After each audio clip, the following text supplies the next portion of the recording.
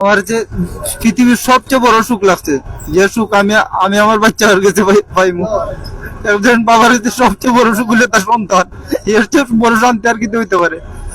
আর শাহজালাল ব্রিজে আমি যাওয়ার পথে আমার ব্যাগ, আমার ফোন ছিনতাইকারীরা নিয়ে যায়।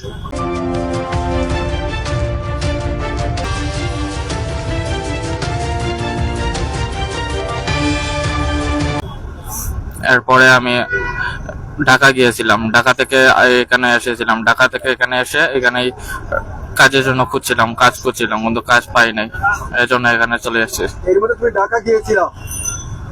ঢাকা কোথায় ছিলা? ঢাকা কামালপুর স্টেশনে, কামালপুর স্টেশন, কমলাপুর স্টেশনে। কমলাপুর স্টেশন। আসলে এই যে তুমি দশম শ্রেণীর একজন ছাত্র, 16 বছর বয়স তোমার, এবং তোমার নিখোঁজের পর থেকে তোমার মা বাবা কান্নাকাটি করছেন, আত্মীয়স্বজন সবাই কিন্তু কান্নাকাটি করছেন, এবং আমরা তোমার ছোট্ট একটি বোন রয়েছে, সেই বোন তো কান্নাকাটি করছিল। আসলে তুমি কেন চলে গেছিলা? পরিবারের উপরে রাগ করে। এটা তো করাটা ঠিক হয়নি ভাই, তাই না?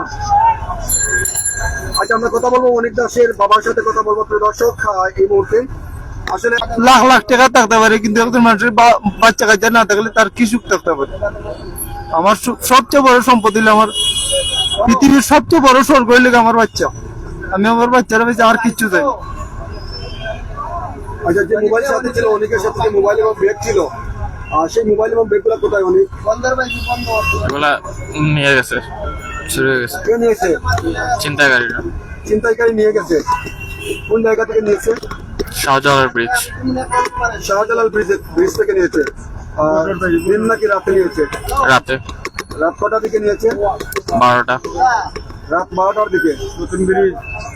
হঠাৎ করে সে আসে আমার এই যে বন্দরের দিকে দেখি সে হাঁটে, হঠাৎ করে এই যে চেহারা ওরা এই এতদিন ছিল নিখোঁজ, তারা চিনা যায় না। হঠাৎ করে আমি চাইছি দিয়ে হঠাৎ করে আমার বাগনার মতো চেহারা দেখাইতেছে, হঠাৎ করে আমি দৌড়ে গেছি গিয়া দেখি আসলে আমার সে বাগনা। এরপরে আমার দোকানে তারে নিয়ে আসি, এসে বসায় পরে তার ফ্যামিলিরে খবর দিই, তার বাবারে খবর দেই, তার মামারে খবর দেই, আপন যে মামা আছে ওনারে খবর দিই, ওনারা আসে পরে তাই আমার কাছে রাখি। মন খারাপ করছে মনে হয় ফ্যামিলি, এ কারণে মনে হয় রাগ গুসা করে চলে যেতে। সবচেয়ে বড় কথা হইলো গিয়া এখন শিক্ষিত মানুষ, তার বাবাটা ঠিক হয় না। সবচেয়ে বড় যাই হোক, আল্লাহ যা করেন ভালো লাগে করেন। সবচেয়ে বড় কথা হইলো গিয়া এখন তার মা বাবা অনেক কান্নাকাটি করতে, আত্মীয় স্বজন সবে কষ্ট করতেছে, সবে কান্নাকাটি করতেছে।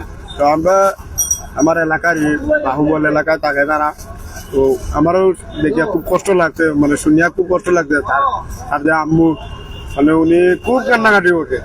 তো এরপরে আপনার টাচ সিলেটে আপনার রুল ভাই আপনাকে ফোন দিয়েছিলাম লাইভ করার মাধ্যমে। আমরা আজ আলহামদুলিল্লাহ ওখানে আটা রুটি করতেছে। তার মোবাইল এবং যে ব্যাগগুলা যতটুকু তার কাছে আমরা জানতে পারলাম যে মোবাইলটা নিয়ে গেছে ছিনতাইকারী নিয়ে গেছে, এবং তার একটু সেন্সলেট লাগছে, সম্ভবত তার মনে সঙ্গে ফেলছে ছিনতাইকারীরা। এখন সর্বশেষ হতে হইল গিয়া তার মোবাইলটা তো পাইতে হবে আমরা। এটা হইলে ধন্যবাদ তার সিলেট রুহুল আমিন ভাইকে। আপনাকে ধন্যবাদ। অনেক আমরা একটু জানতে চাই, আসলে তোমাকে যে রাত 12টার সময় বলছিলাম, কয়জন লোক ছিল তোমাকে তোমার ব্যাগ এবং মোবাইল যখন ছিনতাই করে নিয়ে যায়? প্রথমে 2জন ছিল, এর বাদে দিকে 5জন। তুমি কি হেঁটে যাচ্ছিলে না সিএনজি যাচ্ছিলা? হেঁটে। হেঁটে যাচ্ছিলাম। শাহজালাল ব্রিজের উপরে নাকি দক্ষিণ সুরমা নাকি উত্তর সুরমাতে? দক্ষিণ সুরমা। দক্ষিণ সুরমাতে। শাহজালাল উপশহরে।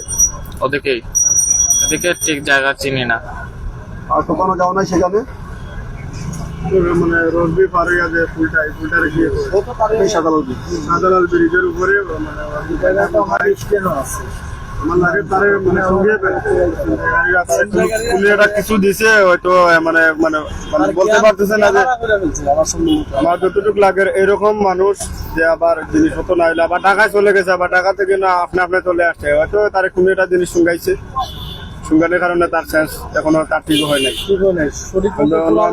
এখনো সুস্থ হয় নাই। আপনারা আমার বাগনার জন্য দোয়া করবেন। ধন্যবাদ সবাইকে, ধন্যবাদ। শেয়ার করেছে, অনেকে শেয়ার করে তার জন্য দোয়া করেছে, তাদের উদ্দেশ্যে কি বলবেন? তাদের উদ্দেশ্যে বলবো একটা কথাই, ভাই আপনাদেরকে ধন্যবাদ জানাই। আমাদের বাগনাকে আমরা ফিরে পেয়েছি, এটাই ভাই।